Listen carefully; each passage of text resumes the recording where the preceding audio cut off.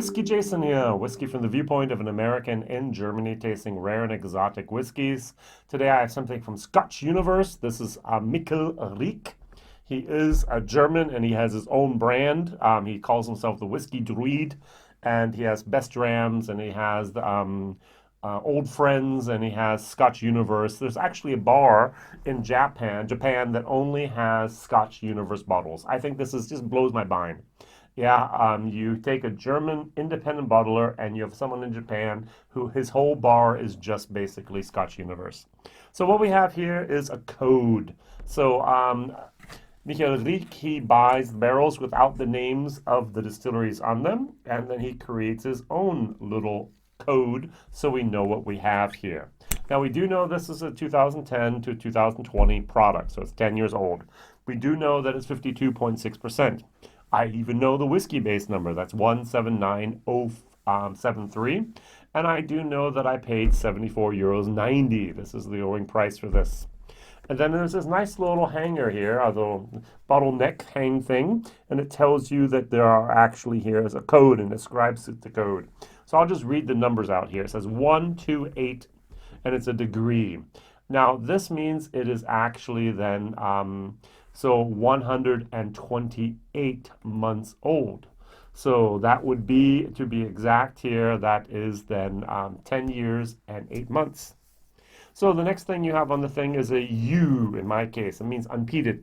You could have a P, which means peated. You could have an LP, which is lightly peated. And you can have an HP, which is heavily peated. I try to steer away from those heavily peated at the moment. The next would be a code number. This was 7.1. The 1 at the end means first fill. It could be a 2, it could be second fill, 3, a third fill. Don't think so. And the 7 is a special code just from Scotch Universe, which means in this case a ruby port wine barrique. A barrique is a normal size of a wine barrel, about 230 liters there. And then at the end you have 189, so 1898.2. Now this actually is 1898. And it actually gives us a hint for the year that the distillery was founded. Now, unfortunately, well, 2 would be Speyside. We do know that in the Speyside there were a few different distilleries that were actually founded in 1898, but we do have another hint, and this is the Gamma Epsilon. G-E.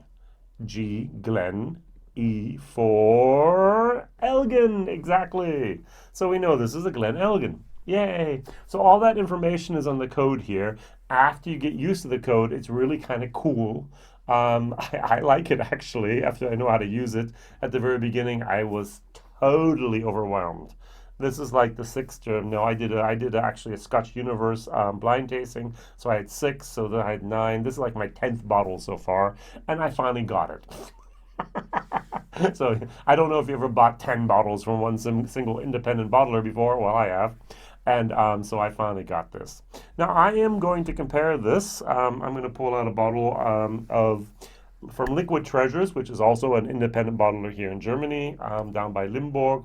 And this is a Blair Ethel. This is 2010 to 2020, exactly the same. This is 55.7. This is 52.6. This was finished in a wine cask. This was finished in our Ruby Port Barrique first fill.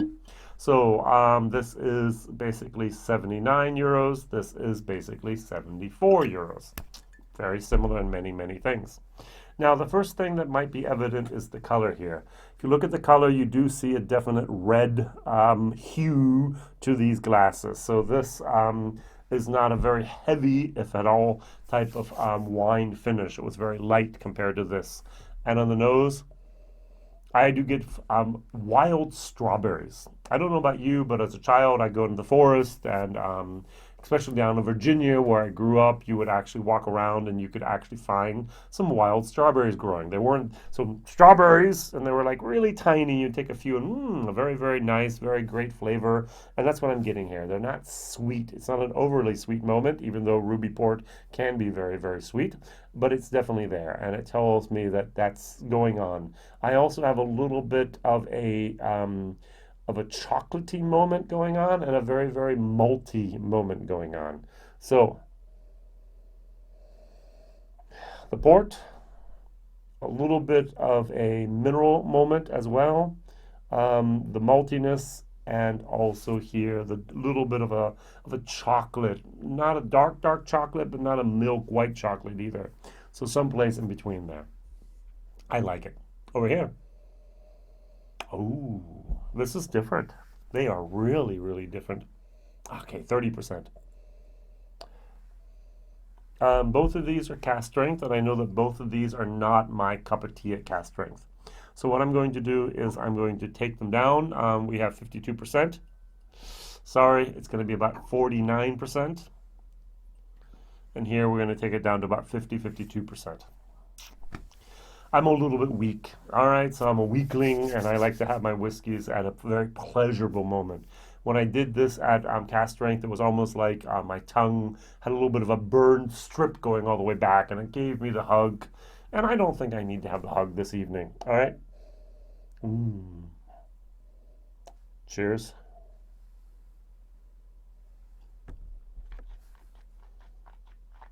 Mm. Mm. Now this whiskey is somewhat young. There's a little bit of a bite, there's a little bit of a burn, there's a little bit of a alcohol push at the end, in spite of me putting water in here. But then it turns into this Grand cracker with strawberry jam on it type of moment. A little bit of chocolate. It's like a s'mores with strawberry jam on it. That's actually a very good description.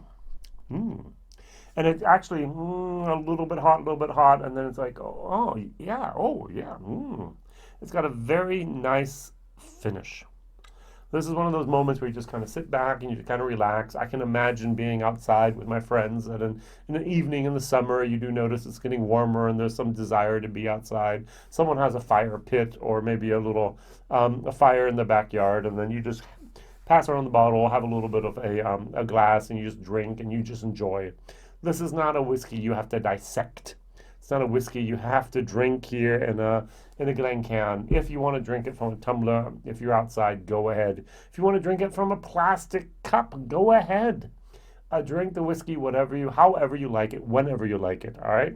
So don't be turned off by all these snobs that say, hey, you have to have the tulip-shaped glass to enjoy your whiskey to the finest. Outside at the campfire, no, you can have a smoke in your face anyway. So hey, why not go for something like this? All right, now this is actually a C+ whiskey with water, in my opinion. I really enjoy this. The problem is my whole being says 59 euros. 59 euros. This is 74.90. So this is higher price than I would actually willing to pay for this experience that I'm getting in the glass. So I'm going to give it a C- for the value for money. Now, outside of Germany and outside of Europe, I'm sure you'll never ever see this. But as I said, hey, they do export Scotch Universe to Japan. They are working on European and I think global distribution. But the only problem we have are these are single barrel bottlings, and so each barrel gives 300 bottles, and so hopefully we'll have a solution that this country gets that barrel and this country gets this barrel and that country gets that barrel, and not that he tries to take one barrel and say, oh, you get 20 bottles, you get 10 bottles, you get 30 bottles, you get 10, you get 20. That's not going to work. Sorry. Personal opinion, especially here, America, you get to have 30 bottles. Even there, it's like every store, every state, every region, every county gets their own barrel here of this. So who knows? All right, going over here briefly to our Ethel.